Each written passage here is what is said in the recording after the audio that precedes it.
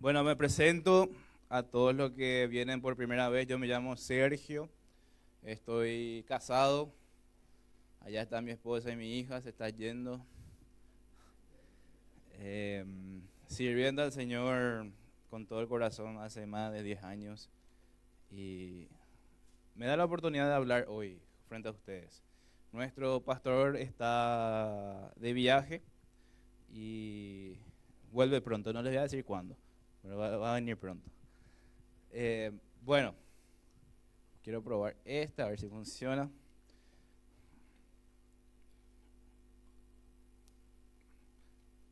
Ahí está. Gracias, gracias.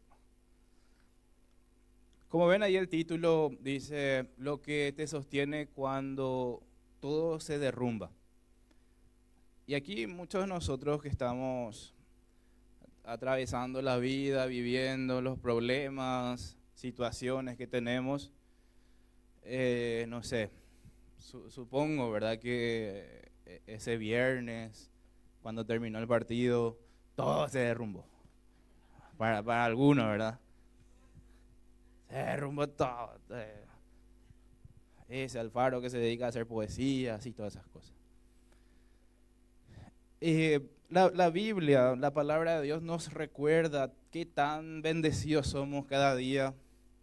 Y a millones de personas en el mundo entero esa pérdida se derrumbó todo.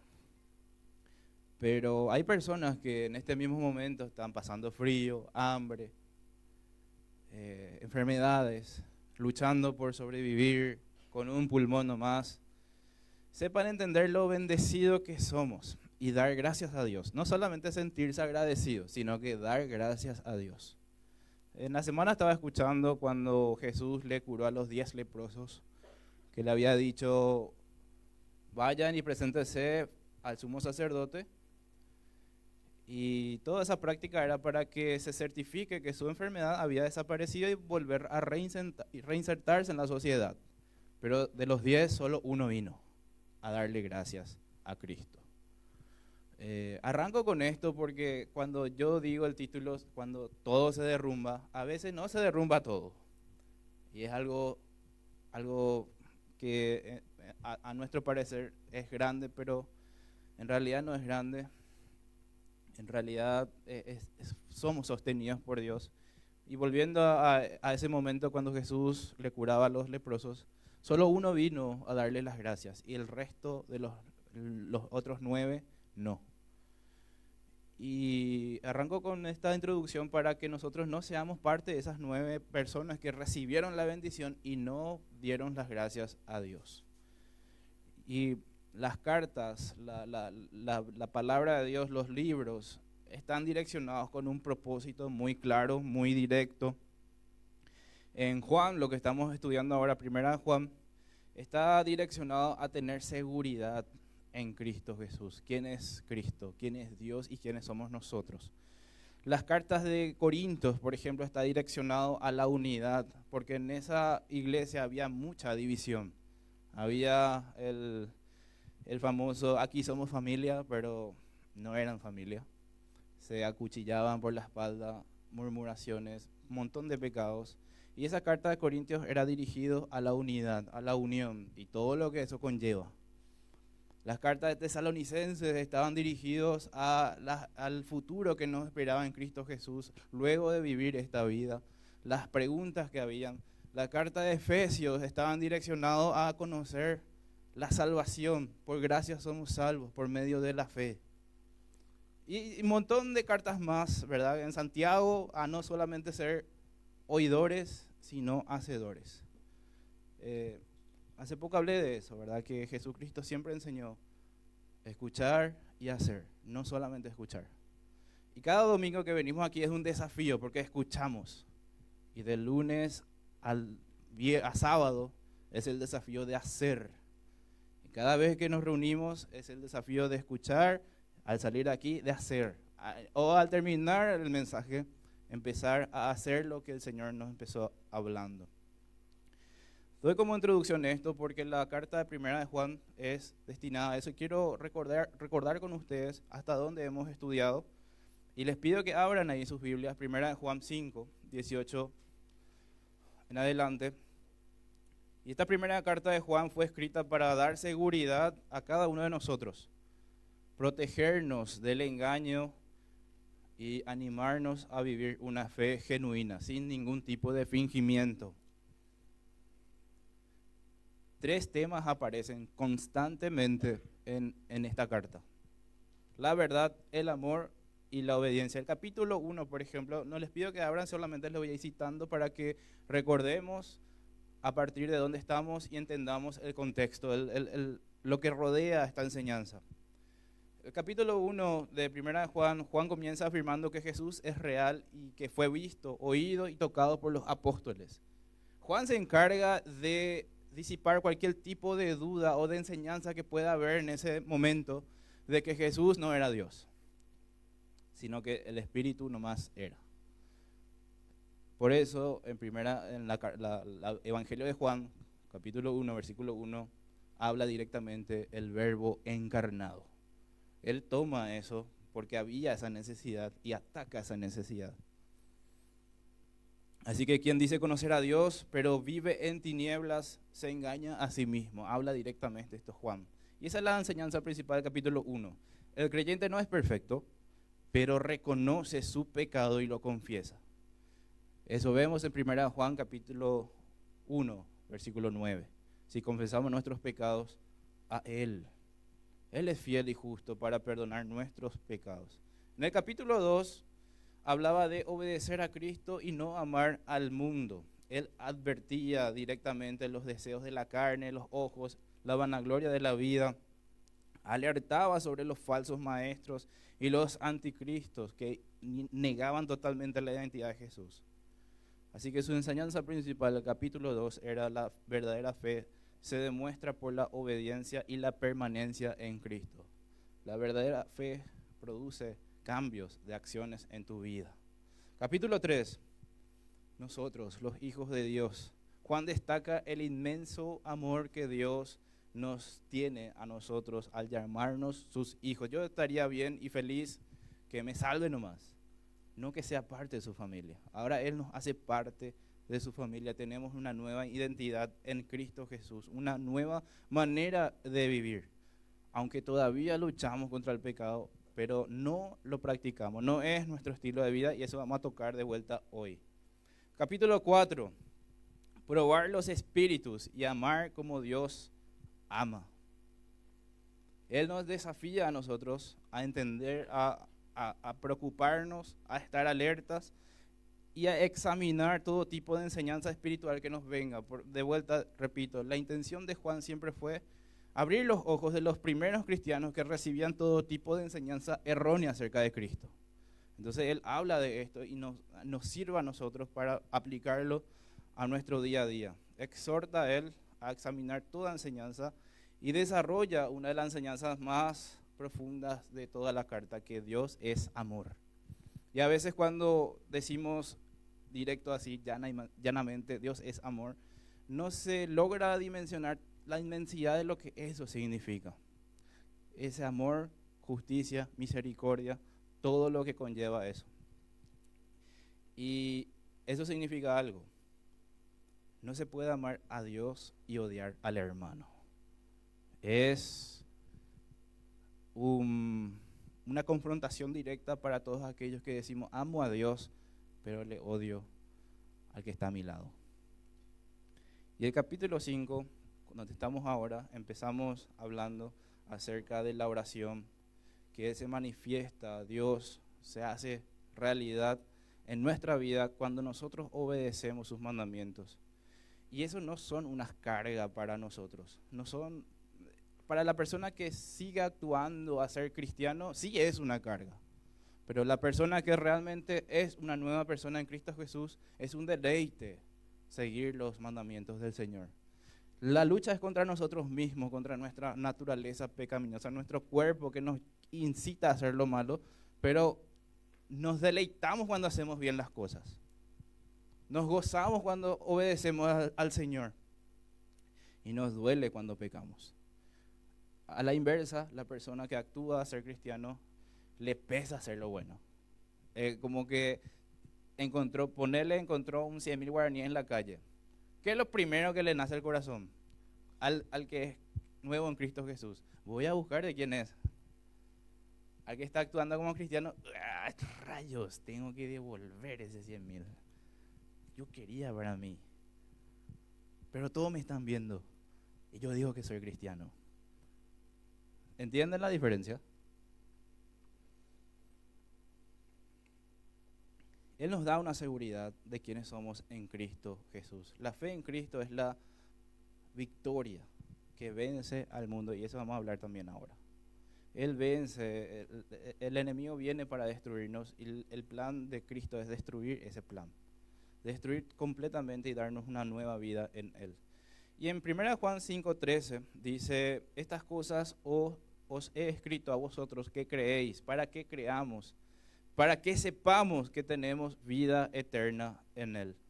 Y los versículos anteriores, del domingo anterior, hasta el versículo 17, la oración, la confianza, el Dios que oye nuestras peticiones, hechas conforme a su voluntad. Hasta aquí le hice un repaso, desde el primer capítulo, versículo 1, hasta el día del domingo anterior. Y debemos nosotros imaginarnos, de repente, como arranqué diciendo, no tener las bendiciones que tenemos para valorar lo que sí realmente tenemos. ¿Por qué digo esto? Porque a veces nos acostumbramos, como les dije al principio, nos levantamos, nos sacamos nuestro edredón, frazada, lo que tengan, apagamos el calefactor o lo que tengan, nos dimos una ducha caliente. Supongo, ¿verdad?, que muchos de aquí vivieron eso. Y es algo normal, ¿verdad? De lunes a lunes lo hago. Sepan que es una gran bendición lo que están viviendo, lo que yo estoy viviendo. Y les invito a que sean agradecidos y den gracias realmente al Señor. Con esa introducción vamos arrancando este tema, y tienen todos sus bosquejos. Den gracias al Señor, oren al Señor que te escucha, y todas las súplicas que tenemos, todo lo que pasamos, cómo estamos aquí, todo lo que vivimos, todo lo que atravesamos y todo lo que están atravesando ahora. Recuerden que Él lo está viendo. No estamos solos, nos está sosteniendo en sus manos, así como ven en la imagen, en el proyector. Así que el apóstol Juan una y otra vez hace ese énfasis, ese foco, que hay cosas de las cuales podemos estar completamente seguros, sin importar lo que pase. Sabemos que hemos sido perdonados. Cuando nos acercamos a Él de todo corazón, le pedimos perdón por nuestros pecados. Él escucha, Él sabe y nos ve. No solo ve lo que decimos o escucha lo que decimos, no solo ve nuestras expresiones, Él nos ve de forma entera. No hay forma de que podamos actuar delante de Él o hacer una oración sin que no sea real. No llega. Tu oración es real. Únicamente así es donde aquí podemos ver en la pantalla que hemos sido perdonados. Así que si todavía no lo has hecho, este es el momento. Pedir perdón a Dios por tus pecados. Sabemos que somos salvos una vez y para siempre. Y no hay forma de perder una salvación real. Ahora, cuando de vuelta actuamos a ser cristianos, ahí nunca llegaste a ver la luz real. Esa nueva vida en Cristo Jesús solamente se da una sola vez. No hay vuelta atrás. Cuando vos nacés físicamente, no hay vuelta atrás. Como le dijo Nicodemo, a Jesús a Nicodemo, cuando estaban hablando del nuevo nacimiento. Solamente se da una sola vez, una sola iluminación para siempre. Y sabemos que Dios nos escucha cuando oramos. A veces pedimos a Dios y hay silencio. Y esa es una respuesta. La mejor respuesta que puedas tener es a veces el silencio. A veces la mejor decisión que puedes tomar es quedarte quieto o quieta, sin avanzar. Quédate ahí donde estás. Dios te va mostrando cuándo moverte, cuándo avanzar, cuándo realmente arriesgarte. Y en primera de Juan, capítulo 5, versículos 18 al 20, él nuevamente va a tocar estos temas muy importantes para afirmar nuestra confianza y fe. Recuerden, de vuelta, el objetivo de Juan es tu confianza, la firmeza, la certeza en que realmente Dios está ahí y es todopoderoso y le pertenecemos. Vamos al primer punto. Sabemos que el creyente ya no vive para pecar. Versículo 18, la primera parte, tienen en sus Biblias, que dice así: sabemos que todo aquel que ha nacido de Dios no practica el pecado. Tienen así sus Biblias, ¿verdad?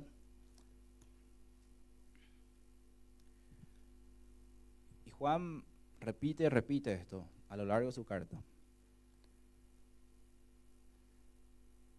Esta enseñanza directa a nosotros, que como tal no peca, en el sentido de pecar en forma continuada.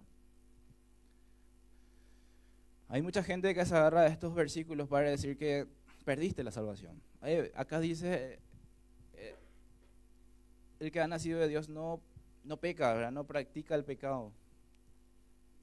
Luego él va desarrollando, va hablando de esto y te está diciendo cómo es esta afirmación. Y te está diciendo directamente una persona que mantiene una vida de pecado sin ningún tipo de dolor. Siempre uso esta gráfica yo para hacerles entender, una persona que nació de vuelta, que está vivo, le duele el pecado. Una persona que está muerto en sus delitos y pecados, no le duele el pecado. Y la forma más gráfica que yo tengo es una persona que está muerta, un cadáver. Vos le pones una pesa de 100 kilos en el estómago, no va a sentir nada, está muerto. Ahora una persona viva le pones ese 100 kilos en su meñique nomás, va a gritar como loco, ¿verdad?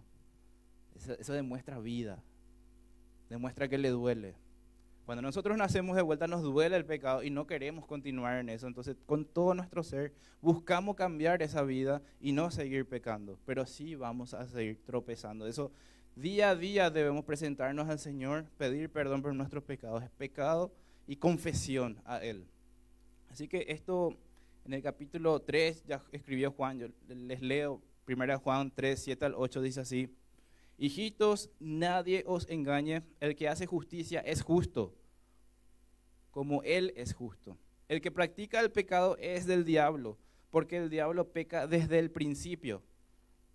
Para esto apareció el Hijo de Dios, para deshacer las obras del diablo. Imagínense tu vida lleno de pecado, tu vida practicando el pecado, tu vida destrozada. Eso es el mundo. Eso es lo que el enemigo quiere, destrozar la creación del Señor, destrozar todo lo que hizo Dios. Y eso te involucra a vos y a mí. Busca nuestra destrucción, pero vino Cristo Jesús a desbaratar todo eso. Así que ninguna persona que ha sido transformada a través del nuevo nacimiento continúa pecando como la norma de su vida. Entendamos esto y confrontémonos cada uno de nosotros con la palabra de Dios, no con lo que estoy diciendo yo o los comentarios que yo les pueda dar, sino que la palabra de Dios que tienen en sus manos es la que les habla directamente al corazón. Escuchen al Señor, abran sus corazones al Señor, a Dios.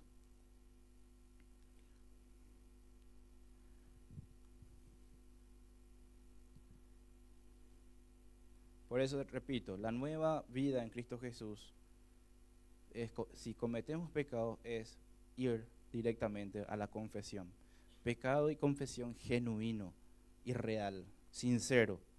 La antigua vida simplemente era pecar sin arrepentirse, sin ningún tipo de dolor. Ahora, nuestra vida transformada, cuando pecamos debemos arrepentirnos y desear vivir una vida santa. Así que en resumen de esta parte, primer punto, el verdadero creyente no vive para estar pecando. Los verdaderos creyentes serán aquellos que dirá sinceramente en su corazón: no nos gusta cometer pecado, no nos molesta tener esa naturaleza pecaminosa y nos incomoda el pecado. Vemos, por ejemplo, en Romanos 7, 22 al 24. Pueden dejar una marca ahí y me acompañan a Romanos capítulo 7, 22 al 24. Voy a silenciar esto.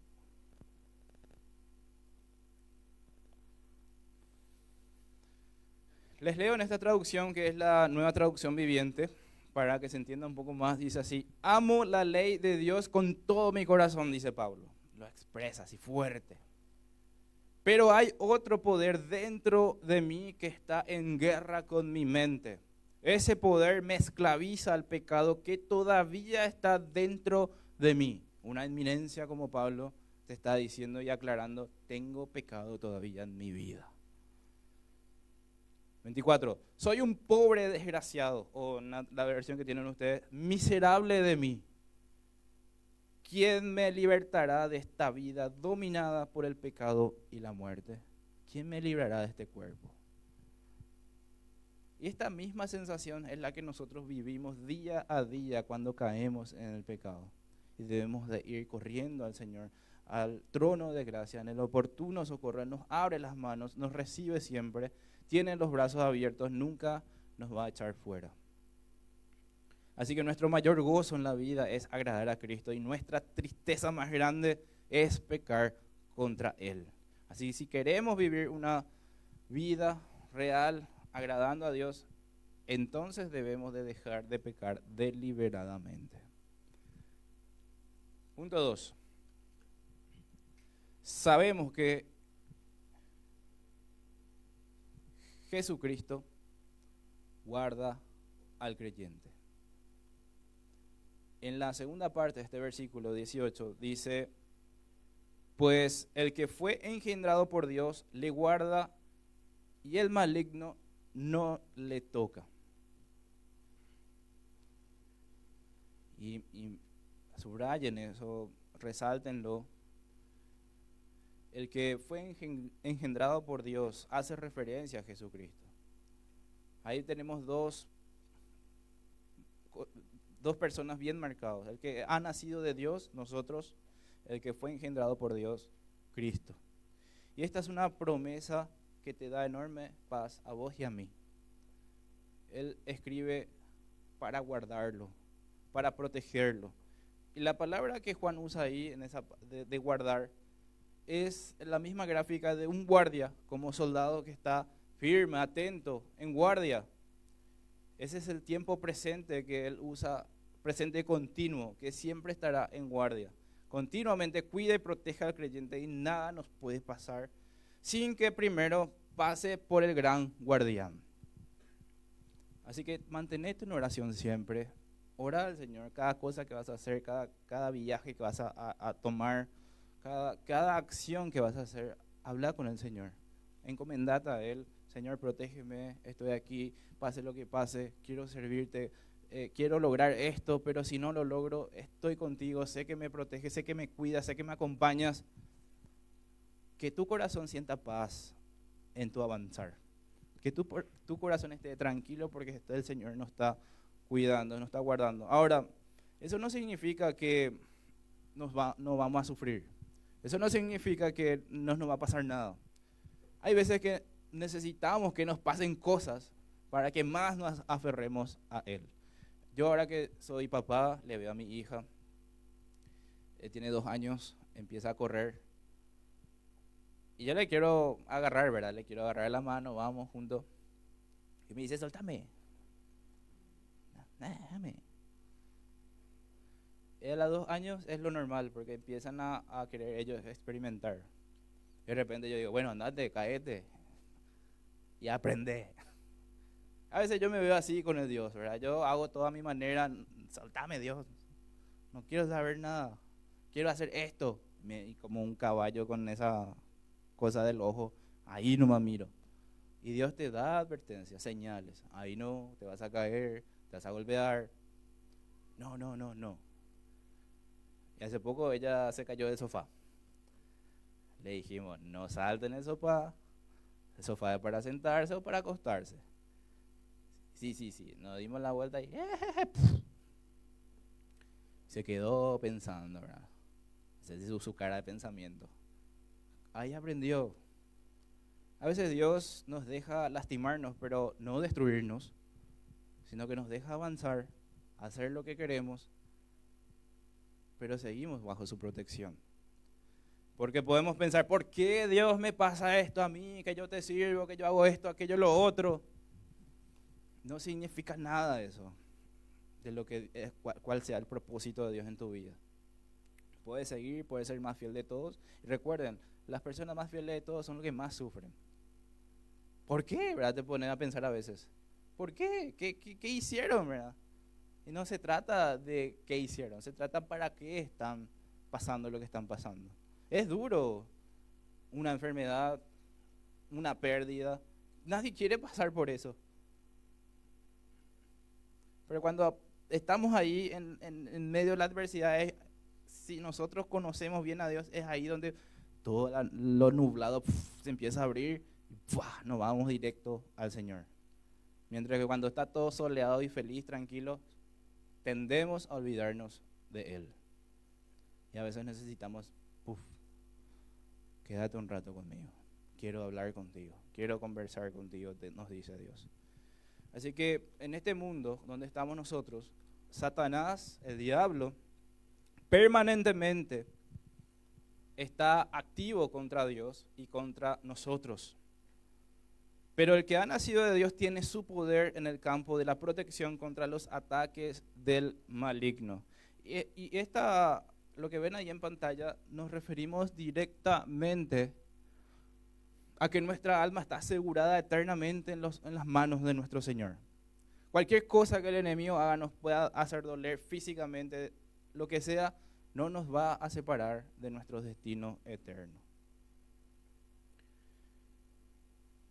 En 1 Juan capítulo 3, versículo 8, que ya estudiamos, dice así: el que practica el pecado es del diablo, porque el diablo peca desde el principio.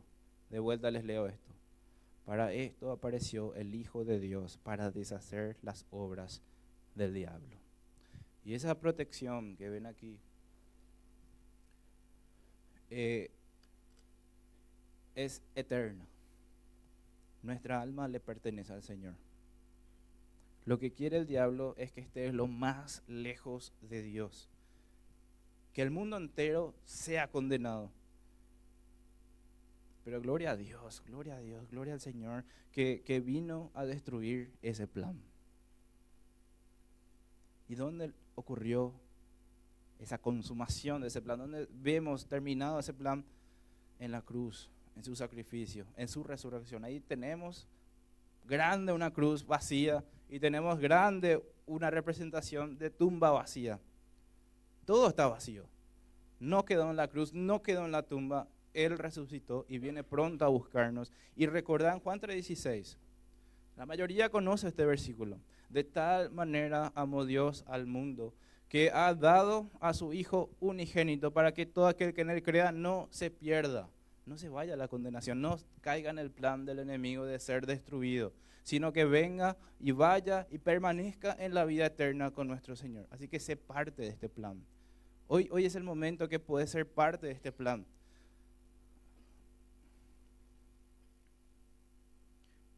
Cristo vino a deshacer esa obra y puso su plan, su nueva obra en nuestros corazones.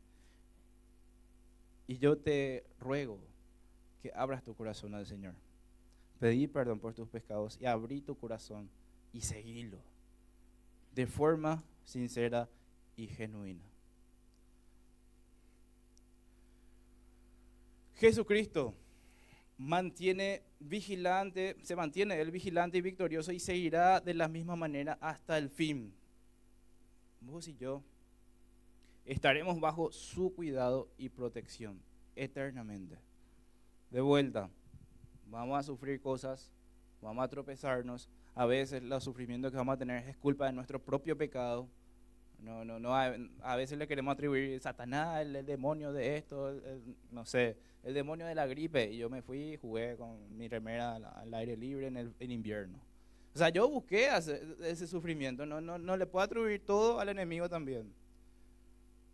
Mi desobediencia a veces es peor que los ataques del enemigo. Pensemos en eso, reflexionemos.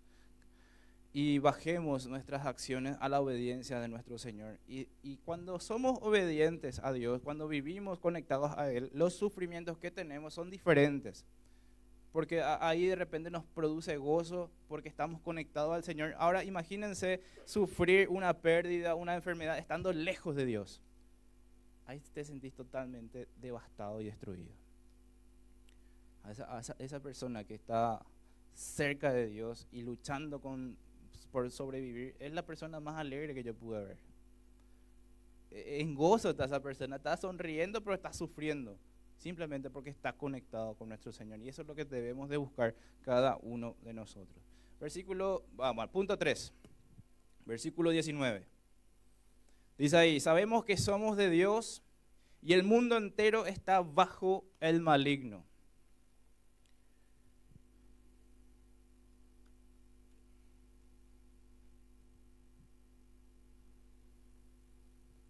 Podemos pensar un poco ese versículo y de repente decir, híjole, qué fatalista, qué complicado este mundo, ¿verdad? Pero yo estoy dentro de ese mundo. ¿Cómo puedo seguir adelante? Vamos a ver estos temas. El mundo cree que es libre. Cuando vos ves afuera a la gente que que vive en el alcohol, en las adicciones, te dicen, no, yo puedo dejar cuando quiero. Nunca, no más quieren, ¿verdad? Ese es el problema. Están presos, como dice un dicho, presos en su libertad. Presos están. El mundo que está lejos de Dios cree que está celebrando la libertad, cuando en realidad está siendo seducido poco a poco por esa serpiente antigua, como lo hizo con Adán y Eva. Recuerden ese momento. El jardín del Edén, ¿verdad? Yo ya había explicado alguna vez, pero de vuelta digo, ese jardín del Edén no era un jardín.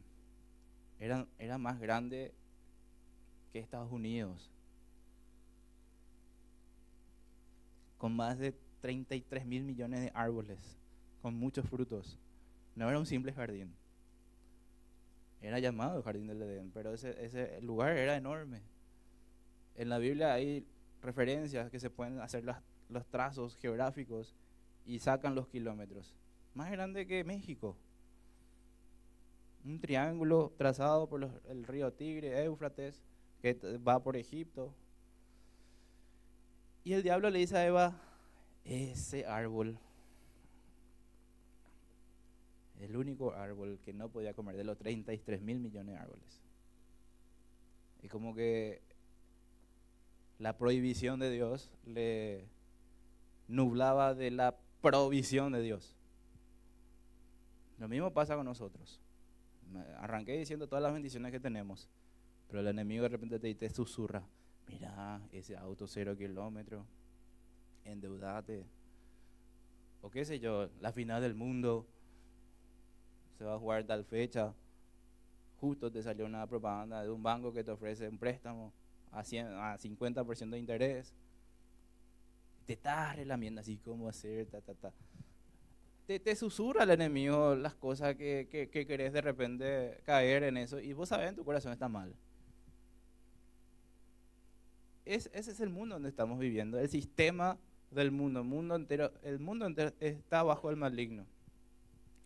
Y esa palabra está bajo el maligno, en el original es literalmente reclinarse, y esta palabra era usada para dar la idea de un niño que está recostado sobre las rodillas de su padre mientras él lo adormece. Le está meciendo, le está haciendo dormir en su regazo. Y el enemigo le tiene así al mundo, le hace noni, adormecido, cerrando los ojos con sueño, disfrutando. Una gran mentira. Así que el mundo entero está en peligro. Y nosotros somos llamados a abrir los ojos de los demás con el Evangelio, el poder de la resurrección. A cada uno de nosotros Dios nos llamó a infiltrarnos en cada parte del mundo, en los sistemas del mundo, para entregar la verdad. Como vemos ahí, el cristiano, en medio de este mundo, adormecido y adoctrinado por el enemigo, por Satanás, tenemos esto. Nosotros representamos la verdad en el mundo. La iglesia es el baluarte de la verdad. Yo a veces cuando leía baluarte de la verdad, solo se me quedaba la palabra arte, tipo somos una joya o algo. En realidad somos los muros de protección en la batalla. Somos lo primero el enemigo va a encontrarse cuando viene el ataque.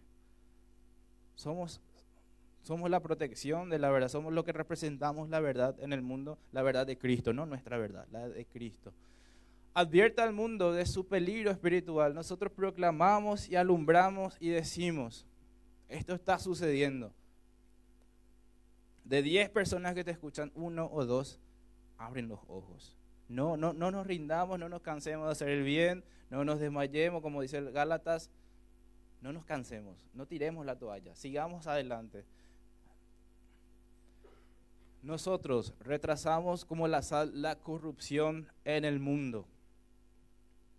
La sal se usaba para preservar la carne. Nosotros estamos todavía retrasando que el mundo cada vez sea más podrido. Recuerden cuando estudiamos Apocalipsis, cuando viene y ocurre el rapto, cuando nosotros nos vamos con el Señor, empieza el debacle mundial. Empieza el desastre. Aparente paz por 3 años y medio y empieza lo horrible todo. Somos nosotros los que estamos deteniendo todo el avance de la corrupción. Nosotros buscamos mejorar todo lo que tenga a su alcance. Así que cuando estás en tu trabajo, en la universidad, donde sea que estés, te toca estar, buscamos mejorar eso. Aunque tu jefe, tu jefa, tu compañero te trate mal.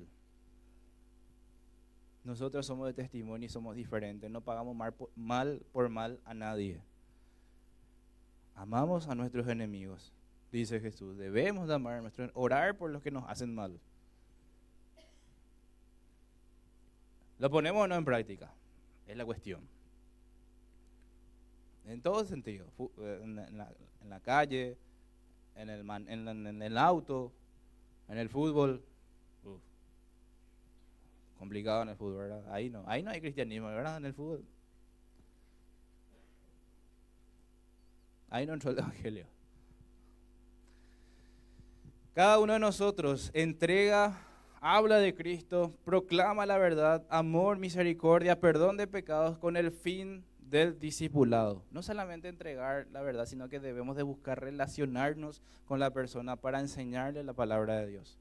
Ese es la gran comisión, el gran mandato que el Señor nos dejó a todos nosotros. No solo líderes o pastores o profesores, todos los cristianos, todos los que seguimos a Cristo. Todos debemos de buscar relacionarnos con el fin de que esta persona conozca más del Señor. Evangelismo y discipulado juntos van de la mano, no se puede separar. Entregamos el evangelio con el objetivo de que alguien enseñe la palabra de Dios, seamos nosotros o alguien más, pero oremos siempre que los dos se puedan cumplir, sembrar la semilla y cultivar la semilla. Aquí cada uno de nosotros debe de brillar como una luz en medio de la oscuridad. Debemos de brillar vos y yo donde Dios nos ha colocado. Ya sea en el deporte, ya sea en la música, ya sea en el ámbito profesional, jurídico, donde sea, Dios te pone con un propósito único. Vos y yo somos únicos y te llama de forma única. No rechaces el llamado de brillar, de ser de testimonio, de mostrar quiénes somos en Cristo Jesús, porque mediante tu vida hay gente que no va a abrir nunca en su vida una Biblia o va a pisar una iglesia, pero te ve a vos. Y en su cara tiene la iglesia el cuerpo de Cristo. Somos nosotros los representantes de Cristo allá afuera. De vuelta repito siempre, acá adentro todos tenemos aureolas, todos somos ángeles de Dios, nos caímos del cielo, somos santos. Aquí, y digo aquí es más fácil, pero de repente también hay cada situación. Pero allá afuera debemos mostrar quiénes somos. En todo momento, lunes a lunes, somos cristianos, somos hijos de Dios. Brillar. Jesús mismo habló de esto a sus discípulos. Una luz no se esconde debajo de una caja. Se pone en lo más alto. En aquel momento no había luz eléctrica. Ellos sabían bien de lo que estaba hablando Jesús, una especie de vela, un candelabro judío que se usaba una especie de plato con aceite y se ponía en lo más alto para que alumbre todo el lugar. Pero si vos ponés bajo tu cama algo tan preciado, el aceite era costoso, tener luz era costoso, no desperdiciás ningún segundo de luz en la noche. Y de eso está hablando Jesús. Ustedes conocen la luz, me conocen a mí, le está diciendo a sus discípulos. No escondan la luz, no escondan quiénes son. Ustedes son la luz del mundo. Y cuando él está hablando de eso, tenía a su visión las colinas, las ciudades allá en Israel. Y le mostraba la ciudad. Esa ciudad con luces que ven ahí no se puede esconder. Brilla. Cada uno de nosotros tenemos ese deber de brillar. Ese desafío de mostrar quién está en nuestro corazón realmente. Y así, conociéndonos a nosotros, van a tener que buscar al Señor. Porque Él concluye eso en Mateo. Para que todas las personas vean en ustedes y quieran conocer al Padre de ustedes. Sigamos. Punto 4. Están anotando todo, ¿verdad? No se pasó nada. Sabemos que Jesucristo ha abierto los ojos de los creyentes. Versículo 20, la primera parte. Dice ahí, pero sabemos que el Hijo de Dios ha venido. De vuelta el tema central de lo que Juan está hablando. ¿Quién es Cristo? Encarnado. No solamente un espíritu, sino quien realmente es Cristo, a quien hemos visto y tocado y oído. No es una imaginación colectiva ni nada por el estilo, sino que una persona real, el Dios encarnado. El Hijo de Dios ha venido. Y es un evento pasado que tiene efecto presente y eterno en toda nuestra vida. Es parte de la vida cristiana entender esto, que Él vino, caminó entre nosotros, padeció en la cruz, fue sepultado y resucitó. Nunca fue algo poético o abstracto, fue real, en carne, el Cordero sacrificado, perfecto por Dios, como habló Carlos esta mañana, la sangre derramada, el pacto cumplido. El pacto lo cumplió Dios. El pacto en ese sacrificio cumplió la ley perfectamente, y ahí a partir de ese nace el otro pacto nuevo, el mejor pacto en la sangre de Cristo, que lo va a cumplir nuevamente Cristo. Un pacto que no va a romper y tenemos la seguridad en Él, que no falla nunca. Así que si Cristo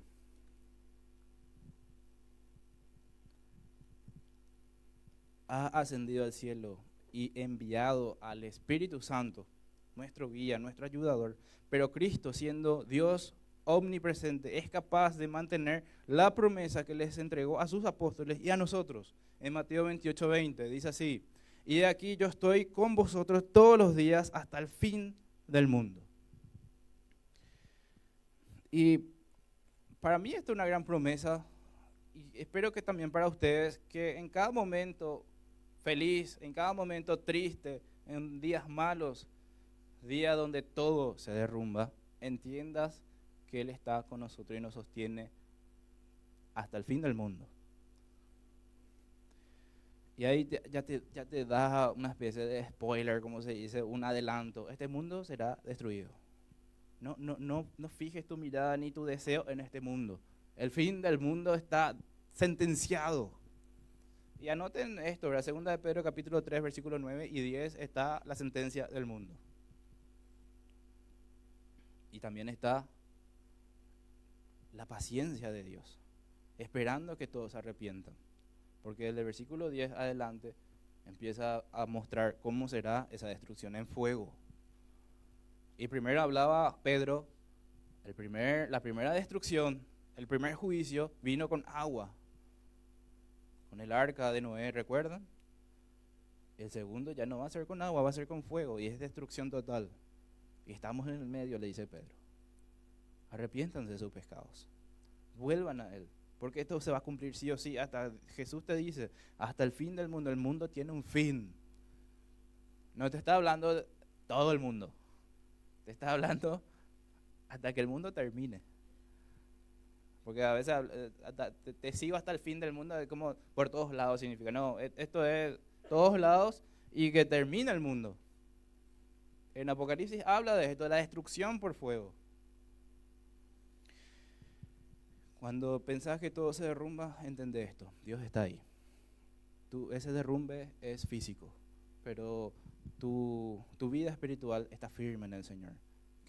No dejes que tu espíritu se derrumbe, no dejes que lo externo afecte en tu interior, en tu relación con Dios. En todo caso, que lo externo te incentive en lo interno a conectarte con Dios. Porque ahí es donde reside tu fuerza. Ahí es donde realmente mentalmente y espiritualmente te fortaleces en el Señor.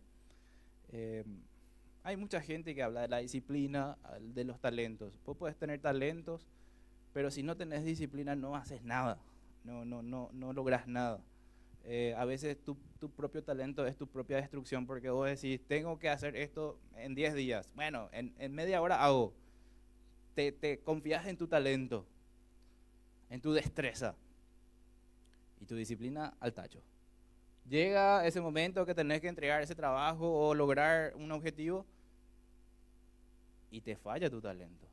Hay veces que sí lo logras en 10 minutos inclusive. Estoy haciendo esta comparación porque la disciplina es la parte interior, tu interior, del día a día, tu conexión con Dios. Disciplinadamente te conectas con Dios de forma espiritual, día a día. Cuando ese momento que tenés que cumplir algo, lo llevas adelante por la disciplina que tenés, por la conexión que tenés con el Señor. Y no confías en tu propio talento o destreza. Como dice el versículo, no confiar en tu propia prudencia, en tus propios caminos, sino en el Señor. Que lo externo no sea algo que te derrumbe internamente. Porque cada uno de nosotros vive felicidad, vive bendiciones. Yo siempre de esto hablo con Sandra. Todas las cosas que tenemos, que el Señor nos bendice, a veces me da miedo. Porque siempre repito esto, ahora disfrutad, tenés todo esto, después viene lo loco. Y todos estamos expuestos a esto, todos estamos llevando adelante una vida donde podemos de repente sentir un gran dolor, una gran prueba. Pero la disciplina espiritual que vos tenés de estar conectado con Dios es lo que te capacita en ese momento atroz que vas a vivir a estar firme y adelante. Quiero que entiendas esto.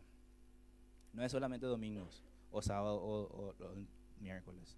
Es de lunes a lunes que tenés que abrir tu palabra, de la palabra de Dios y conectarte con Él, orar al Señor, lunes a lunes.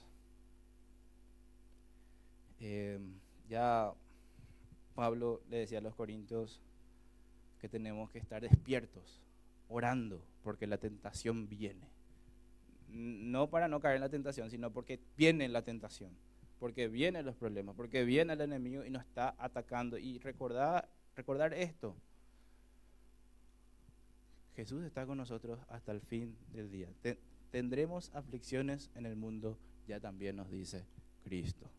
Tendremos aflicciones.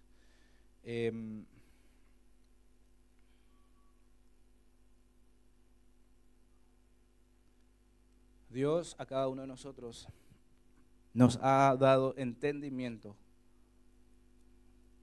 capacidad, comprensión. Jesucristo ha abierto nuestros ojos que estaban cerrados por el pecado. Abrió nuestros ojos para conocer a Dios.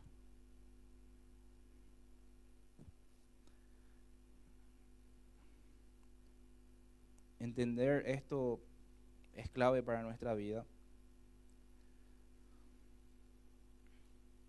porque vemos y sabemos que el Hijo de Dios ha venido. Sabemos que el Hijo de Dios está con nosotros todos los días hasta el fin del mundo.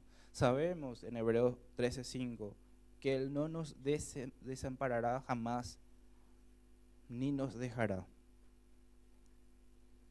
Tengamos comprensión y discernimiento, entendamos que somos acompañados, que somos conducidos por Él y escuchemos su voz.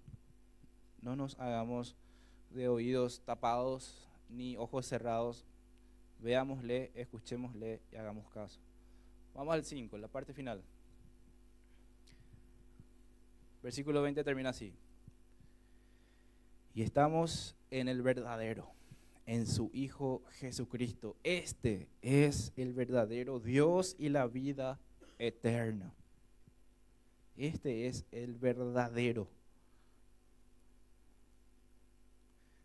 Y Juan nos dice, estamos siendo vinculados con el Dios, el Padre. Y es necesario que no se puede llegar al Padre si no es por Cristo. Ustedes van a ver capaz algunos debates, Dios no existe, Dios sí existe, Dios es esto, aquello, lo otro. ¿Y por qué si hay Dios? ¿Por qué hay sufrimiento? Evidencias de que Dios existe, el mundo entero está bien coordinado en la Vía Láctea, en la galaxia, etcétera, etcétera, etcétera. Nunca van a llegar a Dios, al Padre, a través de cualquier otro camino. La ciencia, la existencia, la lógica, el razonamiento, matemática, miles de temas o historias, qué sé yo.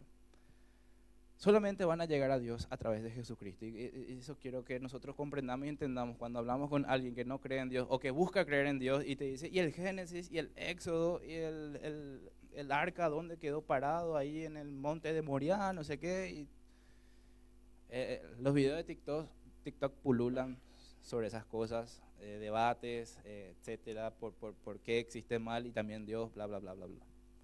Yo les pido y les pido encarecidamente que hablen de Cristo. Solamente ahí van a encontrar al Dios verdadero. Él es la imagen visible del Dios invisible. Ya decía eso Colosenses. No hay forma, Juan 14:6 también. Porque nadie puede ir al Padre si no es por Cristo. Él es el camino, la verdad y la vida. Nadie puede ir al Padre si no es por Él. Cualquier otro camino que queramos tomar o que queramos direccionar a alguien no va a llegar nunca al Padre. Va a llegar solamente a lo que se llama el deísmo. Sí, Dios existe, pero no sé si es el Dios de la Biblia. Puede ser el Dios Baal, Dios Acera y Dios Mamón, el dinero. Hay varios dioses, entre comillas. O te dicen, sí, Dios existe, es un feroz extraterrestre, feo, horrible. ¿Viste sus ángeles? Tienen luego 3, 4 ojos que giran alrededor, tienen 6 alas. Feos son. Extraterrestres son. Aviación son extraterrestres. Y nosotros somos experimentos de ellos. Bla, bla, bla, bla. Es un divague terrible para distraernos y tener esa venda a cada uno de ellos. A la gente que quiere buscar a Dios, sinceramente, conduzcámosle a Cristo, a sus pies. En su vida van a encontrar al Padre. En Él está todas las respuestas que podamos estar buscando o que la gente puede estar buscando. Vayamos siempre a Cristo, el Dios verdadero. Y en 1 Timoteo 2:5 dice, porque hay un solo Dios y un solo mediador entre Dios y los hombres, Jesucristo hombre. De vuelta Pablo hace mención a lo que Juan estaba hablando, Jesucristo hombre, encarnado, en carne y hueso. Ese era el problema y se tenía dudas, querían mantener dudas. Los gnósticos le llaman lo que decían, no, parte mental nomás, no, carne y hueso, nuestro Señor se presentó aquí. Emmanuel, Jesús. Cuando Isaías habla, se llamará su nombre Emmanuel, es una profecía directa del nombre de Jesús, que significa Dios con nosotros. Dios caminará con nosotros.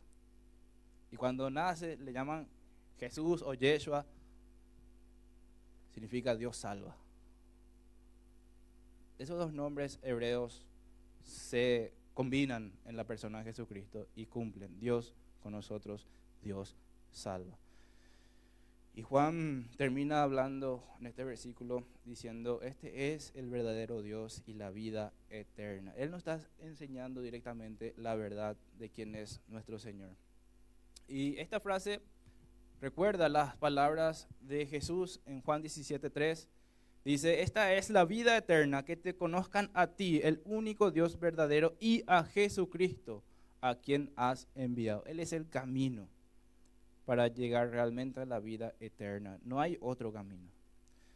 Consiste plenamente en conocer a nuestro Señor. Y Juan está claramente diciéndonos que solo Jesucristo puede abrir nuestros ojos, el ojo del mundo, y darle entendimiento para creer la verdad. Así que sin Cristo aún estaríamos en total oscuridad, incredulidad, reclinándonos sobre la falda del enemigo, así como le tenía el mundo.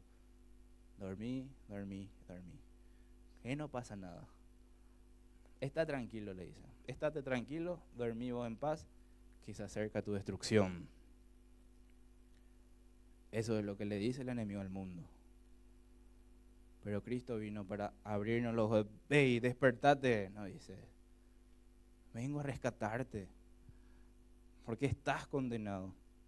Versículos 17 y 18 de Juan 3 habla de eso. El mundo está condenado. Él vino para romper esa condenación. Y pensá en tu amigo, en tu amiga, que necesita ser despertado. Y capaz ya le hablaste de Cristo, capaz ya le hablaste del Señor, pero de repente piensa, si yo voy a ser cristiano y voy a ser como vos, me quedo así como estoy.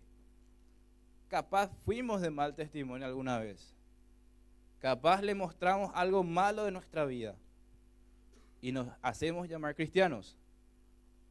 Capaz vio lo más oscuro de nosotros y decide no ser como nosotros. También entendamos que necesitamos ser de testimonio real y genuino, mostrarnos como hijos de Dios. Reflexionemos en esto, la conclusión. Cuando creemos en Jesucristo, cada uno de nosotros, tenemos vida eterna, una seguridad. Sabemos, a partir del registro de la Escritura, que todos viviremos por siempre. Y siempre estamos hablando de la eternidad. Aquellos que no creen en Cristo vivirán para siempre separados de Él, pero aquellos que lo reciben vivirán para siempre en gozo. Para siempre en gozo. Y empezando desde ahora. El gozo es un estado que se cuesta describir.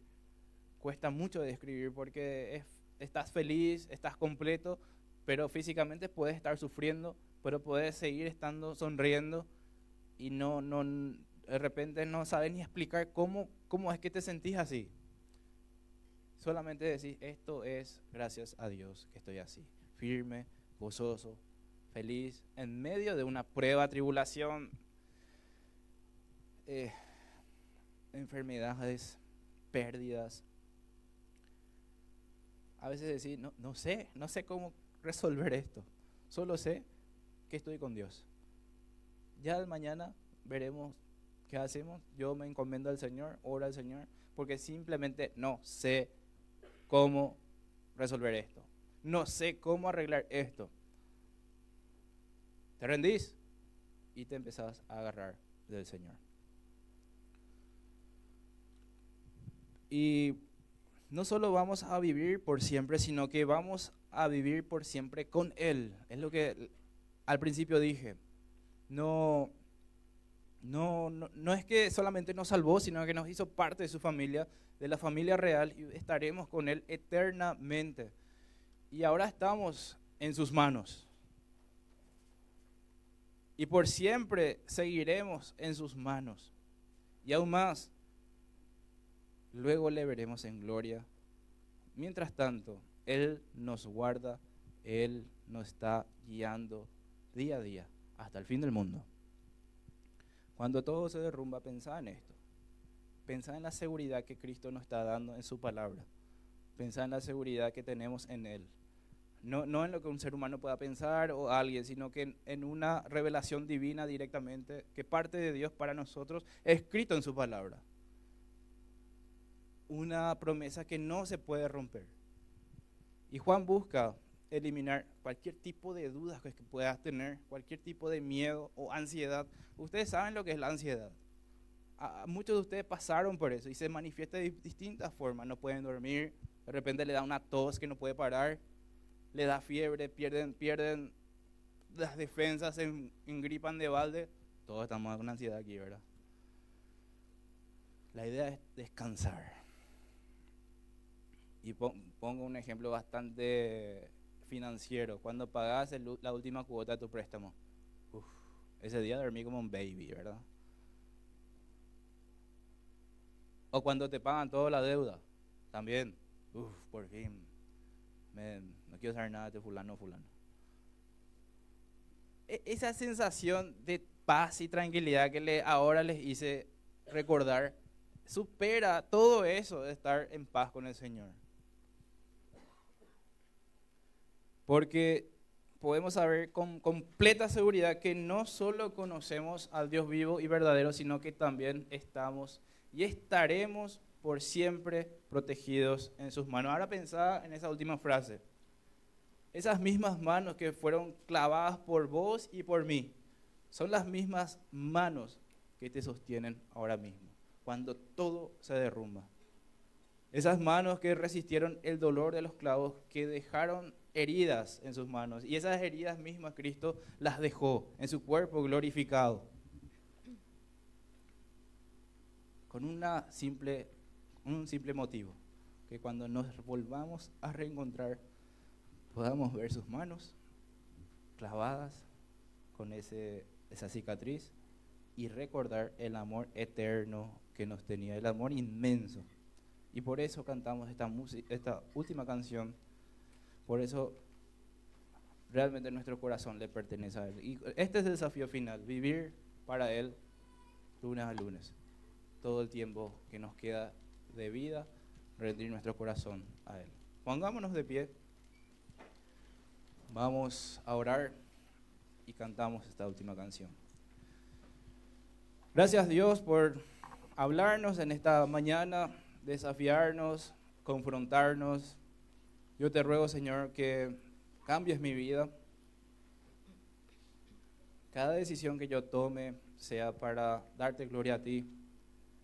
Recordar, Dios, ese sacrificio que has hecho por mí. En tus manos estoy, Señor. Esa mano, recuerdo, Dios, que sufrió por mí. Esa misma mano me sostiene ahora. Tal vez todo no esté derrumbado, pero estoy seguro que cuando todo se derrumbe, ahí estará tu mano, Señor. Me voy a agarrar a ti siempre, no me voy a soltar. Quiero, Señor, con todo corazón servirte, dar mi vida y que las demás personas que hoy están lejos de ti, Señor, vean en mi vida lo que tú estás haciendo. Vean en mi vida el amor y la misericordia. Pueda yo transmitir esa misma luz que el Señor Jesús da a todos los demás, Señor. Ese corazón que tiene el Señor Jesús, esa compasión, ese amor genuino, te ruego que esté dentro de mi vida. Que sea yo lleno del Espíritu Santo para dar testimonio de ti. Gloria a ti, Señor, en el nombre del Señor Jesús.